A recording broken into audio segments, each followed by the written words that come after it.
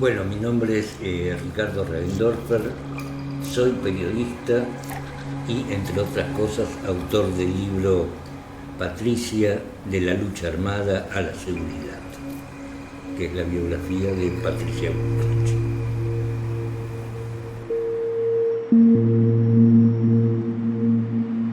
Patricia Bullrich junto a Juan Carlos Dantegullo, en una foto que fue probablemente tomada, no sé bien si en la primavera de 1983, a partir de la primavera de 1983, o ya al año siguiente.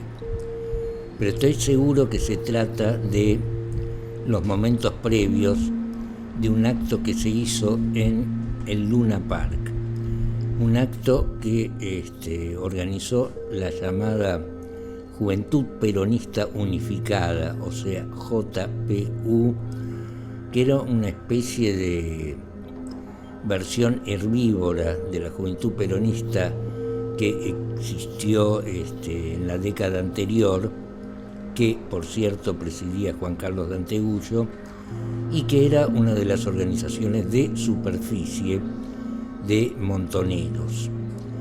En esa ocasión, Patricia Bullrich habló por primera vez en público. Fue un discurso bastante breve y bastante titubeante, pero, digamos, por una cuestión de disciplina partidaria, fue ovacionada por el público presente. Hay una anécdota al respecto. Después de haber concluido el acto, ella se va con su cuñado, Rodolfo Galimberti, a la sazón el organizador en las sombras de la Juventud Peronista Unificada, a comer pizza a una pizzería que estaba y sigue estando en la avenida Corrientes y Dorrego. Y ahí él le preguntó: ¿cómo te sentiste? Y ella, por respuesta, lanzó una especie de risita, una risita algo pudorosa, algo tímida, tan tímida como fue su presencia en el escenario, a lo que él le contesta: ¿y te imaginás cuando te aplaudan, cuando hables desde el balcón de la Casa Rosada? Y bueno, en ese momento ella soltó otra risita. Los primeros pasos en el despertar político de Patricia Bullrich fue junto a su cuñado, es decir, la pareja de su hermana Julieta, Rodolfo Galimberti. Galimberti era un tipo bastante carismático y además, digamos, era un cuadro político-militar de la organización Montoneros, siendo además el jefe operativo de la columna norte de esa organización, autora de muchos hechos resonantes. Ahora bien, cuando ahora le preguntan a Patricia si había pertenecido a la organización Montoneros, ella lo niega enfáticamente y solamente dice que estuvo en la Juventud Peronista. No es tan así, porque cuando Montoneros pasa a la clandestinidad, se comienza a dar una política de doble encuadramiento en el cual los militantes que estaban en las organizaciones de superficie, sin abandonarlas, también según sus capacidades, asumen tareas en el frente militar. Tal fue el caso de Patricia, aunque, repito, según su capacidad, y su capacidad no era lo que se dice, no era un cuadro militar, ella ni mucho menos. En ese sentido, viene a mi memoria una anécdota. En vísperas al secuestro de los hermanos Jorge y Juan Born, que sucedió en 1974, por el cual se obtuvo un rescate récord en la historia mundial de los secuestros extorsivos, es decir, 60 millones de dólares. Ese operativo fue organizado por Roberto Quieto, que era uno de los jefes montoneros, y ejecutado por Rodolfo Galimberti. Previamente a Patricia la mandan, sin que ella supiera para qué era, a monitorear el tránsito vehicular que había un día de semana a una hora determinada en la Avenida Libertador, que sería donde días después pasaría el coche de los hermanos Born y donde serían emboscados. Bueno, ella cumple esa tarea. Días después se comete el secuestro, el cual sale exitosamente, salvo por un pequeño incidente. El chofer de los Born trata, al ser emboscado, trata de manotear de la guantera del coche un arma, entonces es barrido por una ráfaga de ametralladora que presumiblemente dispara Galimberti, que también mata a la persona que tenía al lado, ¿no? Hasta la noche siguiente no se sabía de quién se trataba. Era un custodio, era un pariente de los Born, era un empleado de los Born. Resulta que era, digamos, un ejecutivo de la empresa Bunge y Born, que esa mañana había tenido la mala suerte o la mala idea de ir a desayunar con los Born a su residencia en el norte bonaerense, y se dirigía con ellos a la casa, a la sede operativa del grupo Bunge y Born. Bueno, la cuestión es que a la noche, ya concluido el operativo, Patricia y Julieta, y su hermana Julieta, aguardan a Galimberti en una casa operativa situada, vaya uno a saber dónde, y Galimberti llega exultante y tira el diario Crónica arriba de la mesa.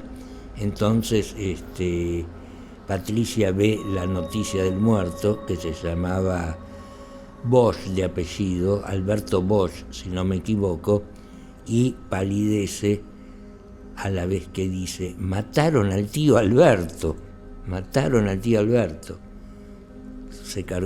Galimberti se cargó al tío de Patricia.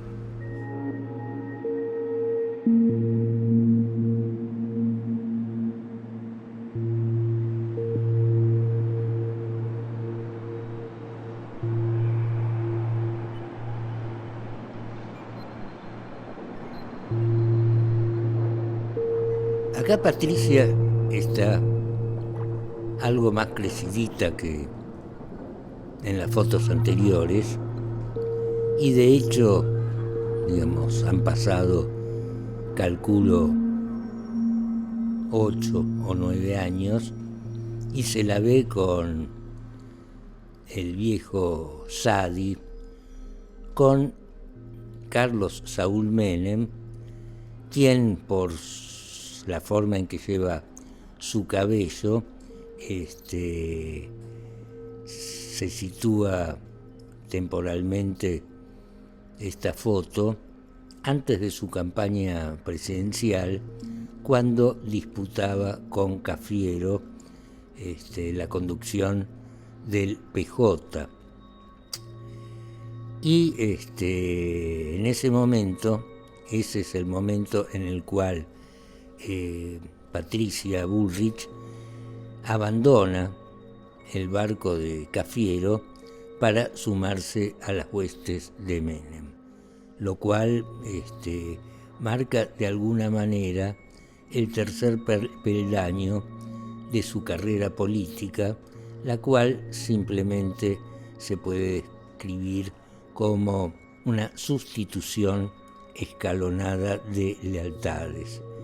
Pues bien, este era su tercer peldaño. El primer peldaño fue su militancia en el peronismo revolucionario.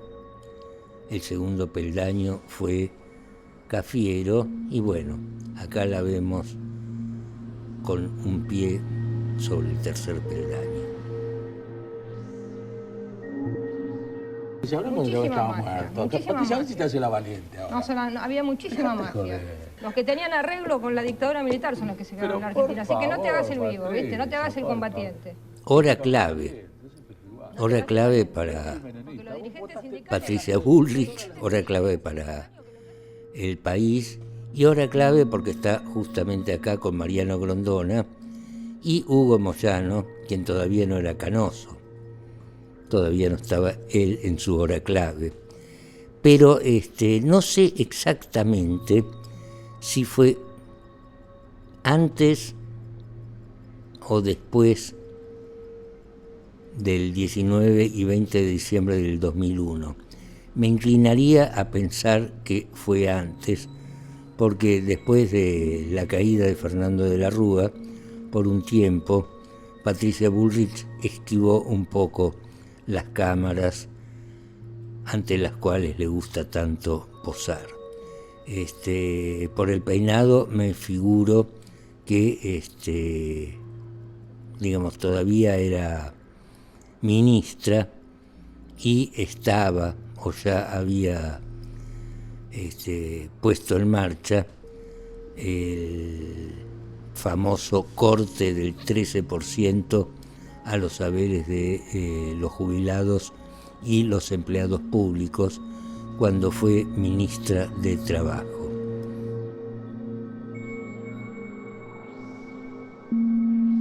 Bueno, uno mira esto y no sabe sinceramente si es un ejercicio bélico o están festejando el carnaval.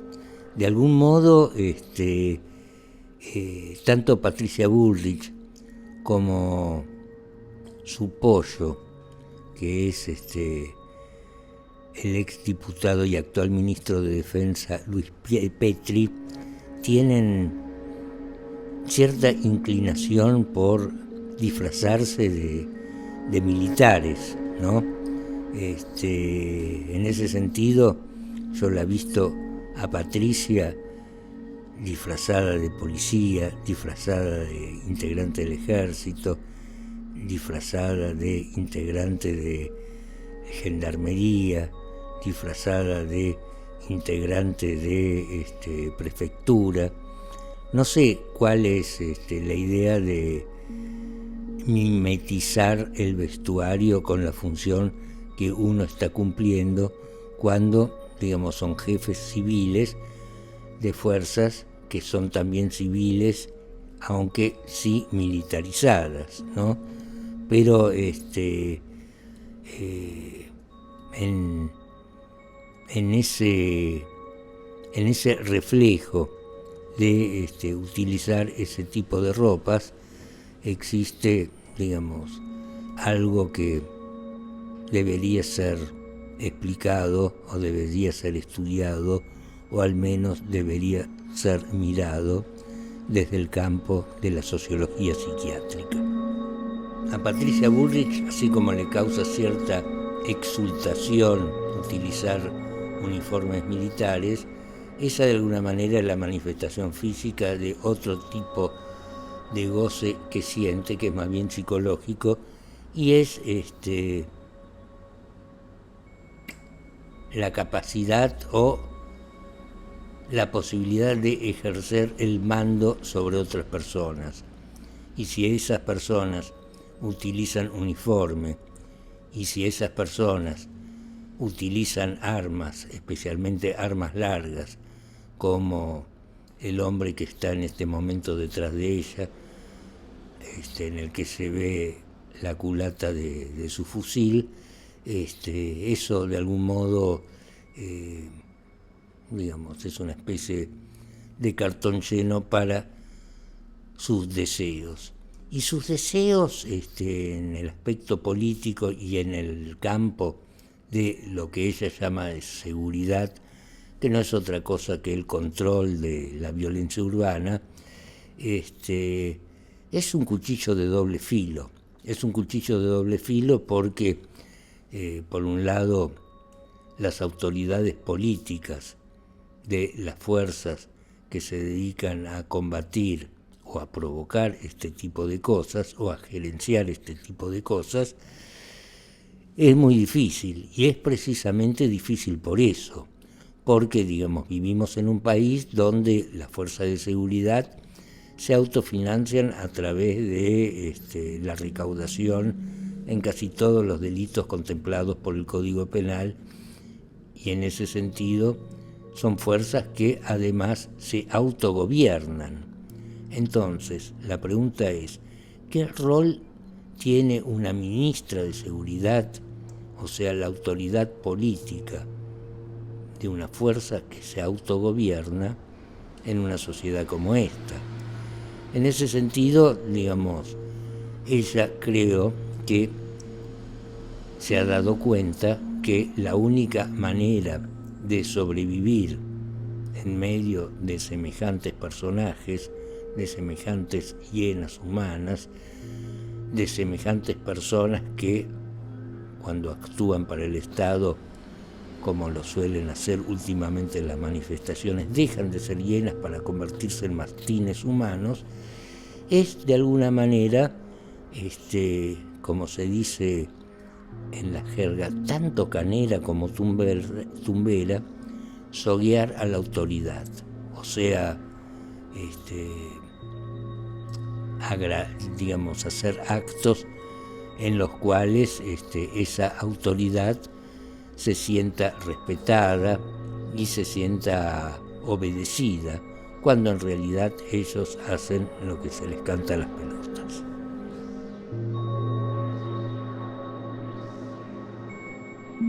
Una boleta de Juntos por el Cambio, donde está Patricia Bullrich y Luis Pietri, dos personajes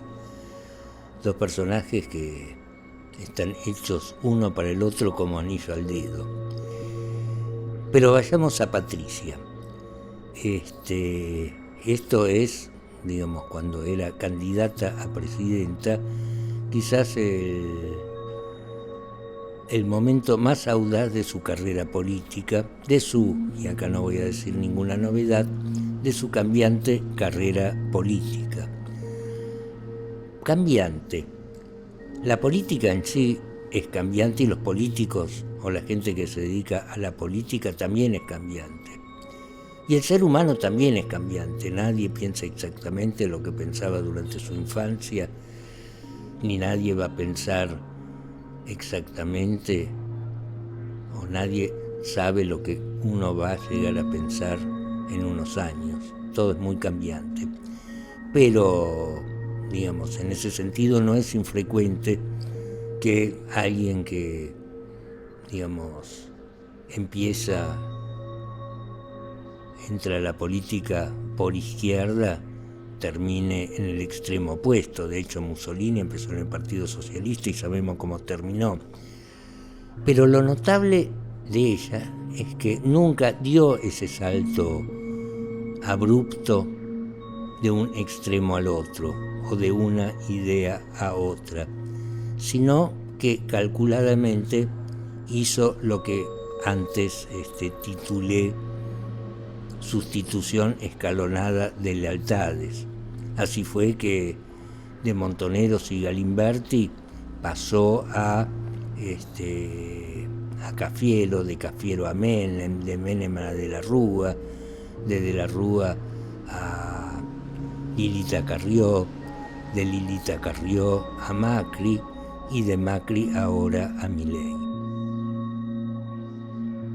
Esto es lo que se llama inteligencia artificial, ¿no? Que da para dudar si la inteligencia artificial es realmente inteligente o si es artificial, ¿no? En ese sentido, esto habla de una especie de romance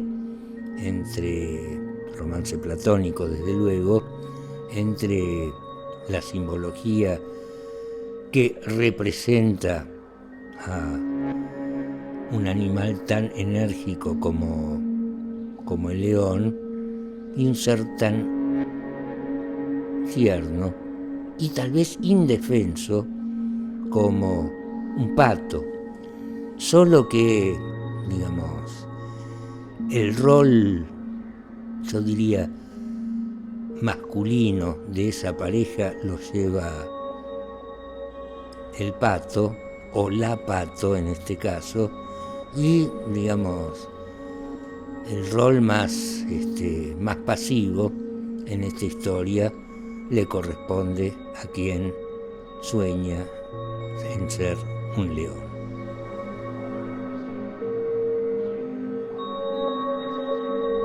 Este tal vez sea un registro histórico del actual gobierno y nos sitúa el día, no me acuerdo exactamente la fecha, en la que tuvo lugar la primera marcha opositora, organizada en este caso por los partidos de izquierda, días antes de la multitudinaria manifestación frente al Palacio de Justicia, ¿no? Entonces acá se la ve a Patricia Bullrich, a Milei y a un montón de jefes policiales y autoridades, funcionarios del Ministerio de Seguridad en la sala de situación del Departamento Central de la Policía Federal, donde simulan estar comandando el operativo de seguridad, o mejor dicho, el operativo represivo contra esos, pongámosle, 7.008 manifestantes que inauguraron las movilizaciones en la era de Milei. Digo simulando porque en realidad ese tipo de despliegue no lo hacen las autoridades políticas por una simple razón: no tienen conocimiento para ello. No obstante, se fotografían como si estuviesen a punto de dirigir o a punto de comandar, qué sé yo, la batalla de Stalingrado, ¿no? Con el agravante de que Milei, durante las 2 horas que duró esa manifestación, o sea, las 2 horas en las que por cadena nacional, o mejor dicho, por todas las señales de noticias, había pantallas partidas en las cuales se veían por un lado a los manifestantes toreando el operativo policial y por otra parte esta gente en la sala de situación. Milei no se sacaba la mano de la boca, de la mejilla, para así evitar que se le vea la papada. Notable.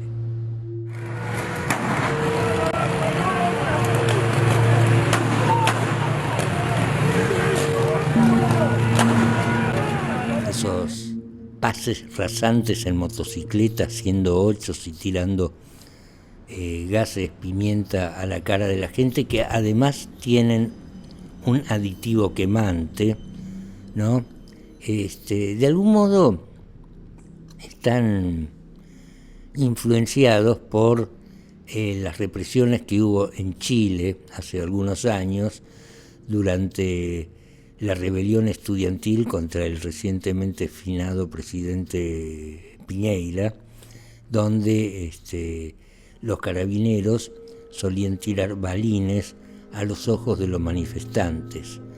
Bueno, acá todavía no se han atrevido a tanto, porque tengo entendido que hubo una sola persona con una herida en un ojo con riesgo de perderla, pero de algún modo se está configurando una nueva forma de disciplinamiento social que tiene que ver siempre con una de las obsesiones de Patricia Bullrich, que es la invención de un enemigo interno.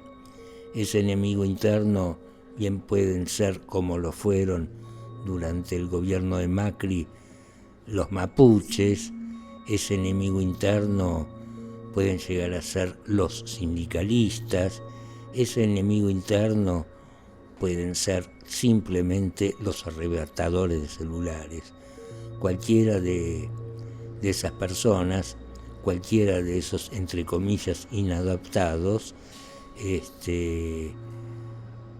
puede, digamos, ser de algún modo el artífice de una nueva configuración represiva que a mí me parece, a mí me da la impresión, va a tener, además de la fuerza de seguridad, algunos apoyos operativos civiles, tal como de alguna manera lo ha anunciado Macri cuando dijo que la gente de bien iba a salir a evitar los desmanes de los orcos, ¿no? Y esa gente de bien que va a salir, según Macri, a ponerle coto a los desmanes de lo que él llama orcos, tampoco son una novedad en la historia argentina, sino que tenemos que remitirnos a la Semana Trágica, allá por el 1919, cuando grupos civiles armados de la llamada Liga Patriótica salieron a reprimir a los obreros anarquistas en huelga en los talleres Bacena, a la par de la policía. De algún modo, en las redes sociales se puede palpar y se puede también palpitar ese semillero de trogloditas, puesto que ellos no solo hacen acto de presencia a través de Twitter lleno de odios y todas esas boludeces, sino a través de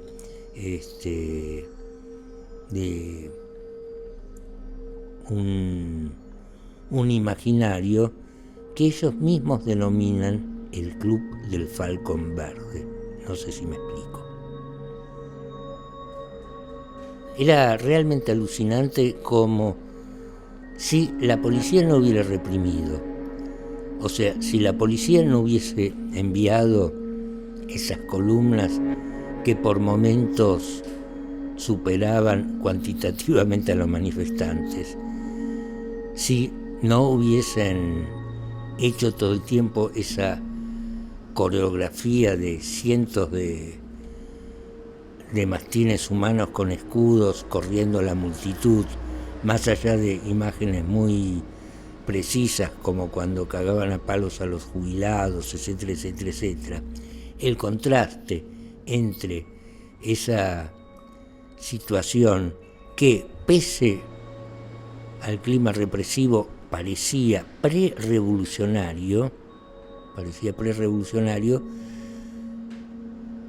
¿qué tipo de juego hacía con otras imágenes que eran propaladas por televisión con la misma insistencia? Es decir, las que se desarrollaban dentro del Congreso, ¿no? O sea,